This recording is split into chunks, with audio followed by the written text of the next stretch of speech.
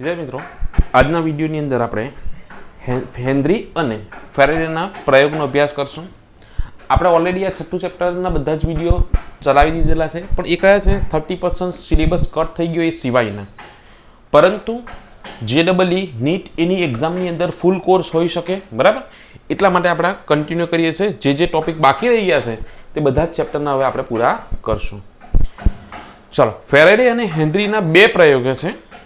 એમાંથી પહેલો પ્રયોગ જોઈએ. હવે હું આખું લખાણ નહીં લખીશ, બરાબર, પણ હું તમને સમજાવી દઉં. તો પહેલો પ્રયોગ જે છે તેની અંદર તેને એક ગૂંચળું અને ચુંબક, એક ગૂંચળું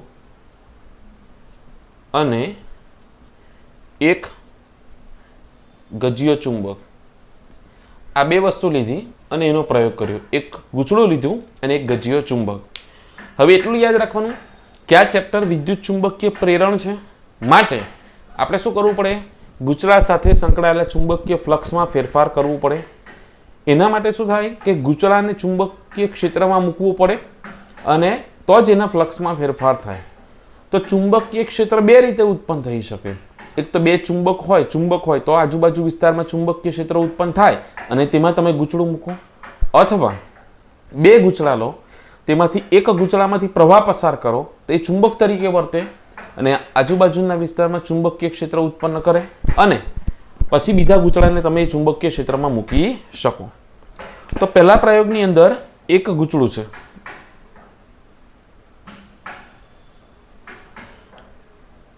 ઘણા બધા આંટા છે ગૂંચળાની અંદર, બરાબર? અને તેનું નામ આપું C1, કોઇલ 1, અને એક બીજો ગજિયો ચુંબક લઉં. આ એનો N છેડો છે ને આ S છેડો છે. આ ગૂંચળાને ગેલ્વેનોમીટર સાથે જોડેલું છે.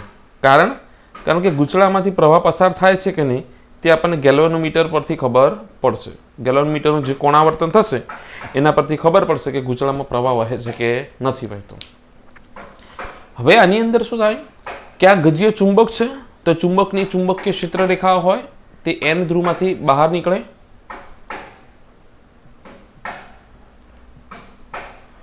હવે આ જ્યારે ચુંબક દૂર હોય ગૂંચળાથી, અથવા તમારે આકૃતિનું નિરૂપણ શું કરવાનું કે ભાઈ આકૃતિમાં દર્શાવ્યા મુજબ એક ગૂંચળાને ગેલ્વેનોમીટર સાથે જોડેલું છે અને એક ગજિયો ચુંબક લીધેલ છે. હવે ધારો કે આ ગજિયા ચુંબકનું N ધ્રુવ છે અને આ S ધ્રુવ છે અને આ મારો હાથ એક ગૂંચળું છે.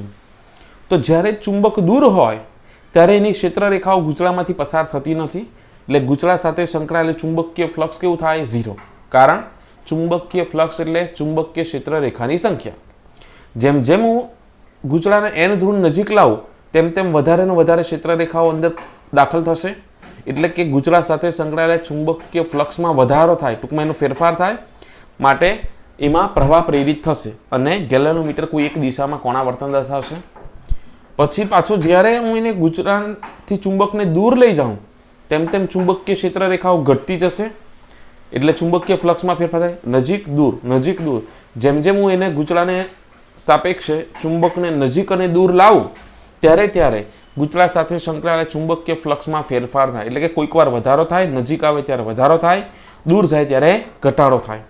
તો હવે આની અંદર ગૂંચળામાં પ્રવાહ પ્રેરિત થશે. પ્રવાહ કઈ દિશામાં છે તે આપણે જોઈએ. કે પહેલા હું શું કરવું છે કે અહીંયા પ્રારંભની અંદર આ ગજિયો ચુંબક દૂર છે, એટલે ગૂંચળા સાથે કોઈ પણ ચુંબકીય ક્ષેત્ર રેખા સંકળાતી નથી. ત્યારે ગજિયા ચુંબકનું કોણાવર્તન કેવું હશે? 0. ગેલ્વેનોમીટરનું કોણાવર્તન કેવું હશે? 0. કારણ કે ગેલ્વેનોમીટરમાં 0 ક્યાં આવે? વચ્ચે. જેવો હું ગજિયા ચુંબકને ગૂંચળા તરફ લઈ જાઉં એટલે એના ફ્લક્સમાં ફેરફાર થાય અને તેની અંદર પ્રવાહ વહે છે. ધારો કે સમઘડી દિશામાં પ્રવાહ વહે છે, તો ગેલ્વેનોમીટરનું કોણાવર્તન જમણી તરફ થશે. હવે ગજિયા ચુંબક નજીક આવી ગયો, હવે ધીરે ધીરે એનો પાછો હું દૂર લઈ જાઉં ત્યારે શું થશે? પ્રવાહની દિશા ઉલટાશે. કારણ કે ગૂંચળા સાથે સંકળાયેલા ચુંબકીય ફ્લક્સમાં ઘટાડો થાય તો ગેલ્વેનોમીટરનું કોણાવર્તન કઈ બાજુ હશે? પ્રવાહ વિષમઘડી દિશામાં વહે અને ગેલ્વેનોમીટર ડાબી તરફ કોણાવર્તન દર્શાવે. એમ જેવું તમે હવે મારો આ હાથ છે તે ગેલ્વેનોમીટરનો કાપો છે અને આ ગજિયો ચુંબક છે, આ નજીક આવે તો અત્યારે દૂર છે તો અહીંયા 0 પર, બરાબર. પછી જેમ જેમ નજીક આવે તેમ ડાબી તરફ પાછું જેવો તમે ગજ્ય ચુંબક સ્થિર થઈ જાય એટલે પાછું 0 થઈ જાય. કારણ કેમ કે જ્યાં સુધી ગજ્ય ચુંબક ગતિ કરે છે ત્યાં સુધી આનો ફ્લક્સમાં ફેરફાર થાય છે, પણ જેવું ચુંબક અહીંયા સ્થિર થઈ ગયું તો ફ્લક્સનો ફેરફાર 0. હવે ફ્લક્સ નથી બદલાતું એટલે પાછું ગેલ્વેનોમીટર 0. એટલે જ્યાં સુધી ગતિ કરે ત્યાં સુધી જ પ્રવાહ બદલાય. અને આ રીતે તમે નજીક દૂર લાવો તેમ ગેલ્વેનોમીટરનો કાપો ડાબી જમણી તરફ દોલન કરશે. જેવો ગજ્ય ચુંબક સ્થિર થઈ જાય એટલે ગેલ્વેનોમીટર પાછું સ્થિર. પહેલેથી ગેલ્વેનોમીટર 0 પર છે, ગજ્ય ચુંબક દૂર છે. જેમ જેમ નજીક આવશે n ધ્રુવ તેમ તેમ ડાબી જમણી તરફ કોણાવર્તન થાય. અહીંયા સ્થિર થઈ જાય એટલે પાછું 0. પાછું દૂર જાય એટલે ડાબી તરફ કોણાવર્તન થશે અને જેવો અહીંયા સ્થિર થાય એટલે પાછું 0. આ રીતે સતત તેના દોલનો થશે. હવે હું શું કરું, આની દિશા ઉલટાવી કાઢું. પહેલા n છેડો ગૂંચળા તરફ હતો, એની જગ્યાએ s છેડો ગૂંચળા તરફ રાખું અને n ને દૂર રાખું. આપણે આ n ધારેલો ના s તેને ઉલટાવી કાઢું. હવે અત્યારે દૂર છે તો અત્યારે ગેલ્વેનોમીટર 0. હવે જેમ જેમ s ધ્રુવને હું નજીક લાવું તો પહેલાં આ કિસ્સામાં શું થતું, પહેલાં જમણી તરફ જતું હતું પછી ડાબી તરફ. એના કરતાં આમાં તમને પ્રવાહ ઊંધો મળે, એટલે કે પહેલાં ડાબી તરફ જશે. આ n ધ્રુવ જ્યારે ગૂંચળા તરફ રાખીએ ત્યારે ગેલ્વેનોમીટર 0 પર, જમણી તરફ, ડાબી તરફ. અને જ્યારે s ધ્રુવને ગૂંચળા તરફ રાખીએ ત્યારે ગેલ્વેનોમીટર પહેલાં પ્રારંભમાં 0 હોય, અહીંયા જમણી તરફ હતું તો પહેલાં ડાબી તરફ જશે અને પછી જમણી તરફ કોણાવર્તન થશે. એટલે કે આ રીતે જેવું અહીંયા નજીક આવશે s ધ્રુવ તેમ ડાબી તરફ પહેલાં કોણાવર્તન થશે, પાછું 0. દૂર જાય તો જમણી તરફ, પાછું 0. આ રીતે જો તમે સતત ગતિ ચાલુ રાખો તો આ રીતના એ દોલનો કરશે. આમ આ પ્રમાણે તમને પ્રવાહની દિશા મળશે. ચુંબક નજીક આવતું હોય અને દૂર જતું હોય ત્યારે પ્રવાહની દિશા ઉલટાય છે. અને જ્યાં સુધી ચુંબક ગતિ કરે, ચુંબક અને ગૂંચળા વચ્ચે સાપેક્ષ ગતિ ચાલુ રહે ત્યાં સુધી આ પ્રવાહ વહે. જેવી સાપેક્ષ ગતિ બંધ થાય એટલે પ્રવાહ વહેતો નથી. સાપેક્ષ ગતિ એટલે શું? બે પદાર્થો વચ્ચેનું અંતર સતત બદલાતું હોય તો એ સાપેક્ષ ગતિ કરે છે એવું કહેવાય.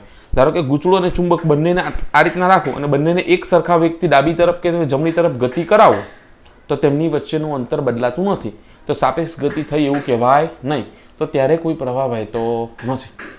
હવે અહીંયા પહેલાં શું કર્યું, આપણે ગૂંચળાને સ્થિર રાખીને ચુંબકને નજીક દૂર લાવ્યા. એની જગ્યાએ ચુંબકને સ્થિર રાખું અને ગૂંચળાને નજીક દૂર લઈ જાઉં તો પણ તમને સેમ વસ્તુ આ જોવા મળે કે ભાઈ ચુંબકનો n ધ્રુવ અહીંયા છે અને ગૂંચળાને નજીક દૂર લાવું તો આ પ્રમાણે રીડિંગ જોવા મળે. s ધ્રુવ રાખું ગૂંચળા તરફ ને ગૂંચળાને નજીક દૂર લઈ જાઉં તો તમને આ પ્રમાણે ગેલ્વેનોમીટરના રીડિંગ જોવા મળે. આના પરથી કન્ક્લુઝન પર આપણે એવું પહોંચાય, કન્ક્લુઝન એટલે પરિણામ, કે જ્યાં સુધી ગૂંચળા અને ચુંબકની સાપેક્ષ ગતિ થતી હોય ત્યાં સુધી પ્રેરિત પ્રવાહ ઉત્પન્ન થશે, અથવા તો પ્રેરિત પ્રવાહ ઉત્પન્ન થવાનું કારણ ગૂંચળા અને ચુંબકની સાપેક્ષ ગતિ છે. હવે આ એક ગૂંચળું અને એક ગજિયા ચુંબક વાળો પ્રયોગ હતો, એની જગ્યાએ બે ગૂંચળા વાળો પ્રયોગ. શું કરીએ, બીજા પ્રયોગની અંદર બે ગૂંચળા લીધા.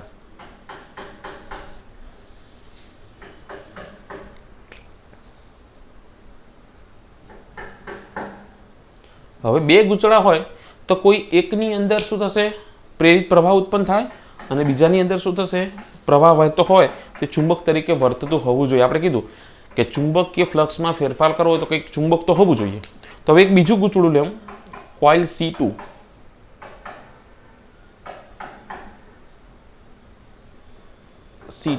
અને તેને તમારે કોની સાથે જોડવાનું છે, બેટરી સાથે જોડવાનું છે. કારણ કે બેટરી સાથે જોડો અને એમાંથી પ્રવાહ વહે તો એ ચુંબક તરીકે વર્તે.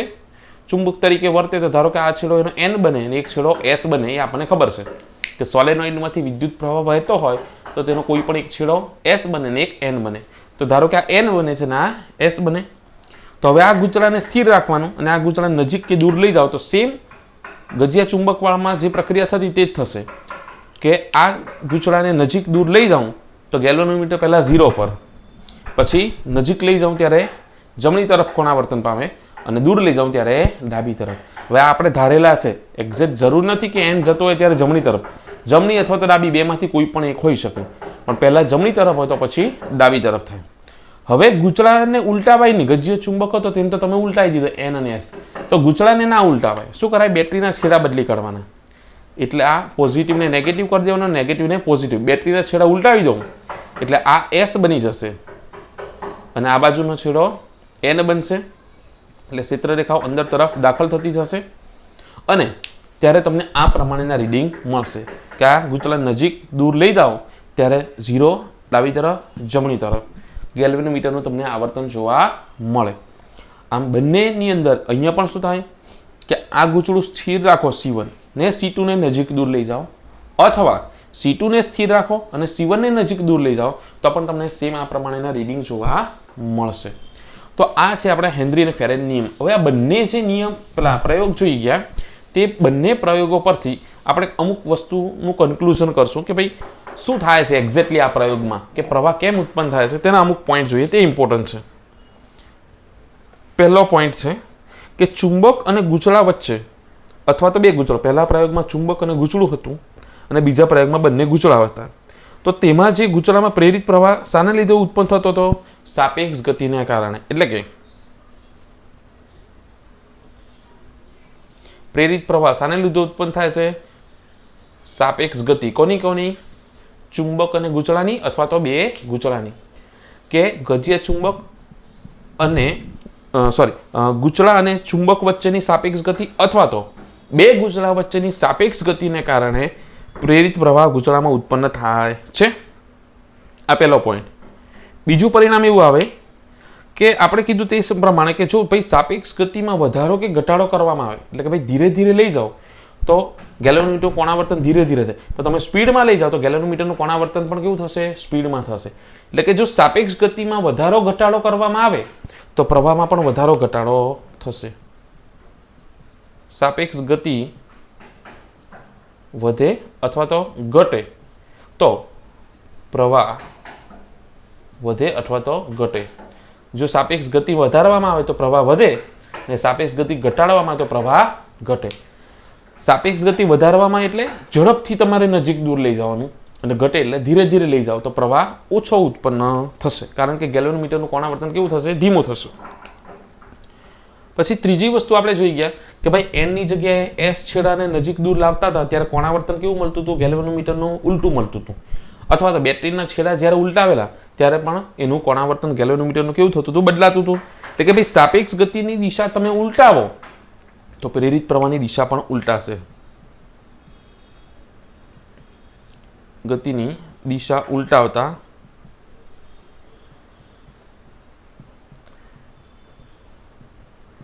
પ્રેરિત પ્રવાહની દિશા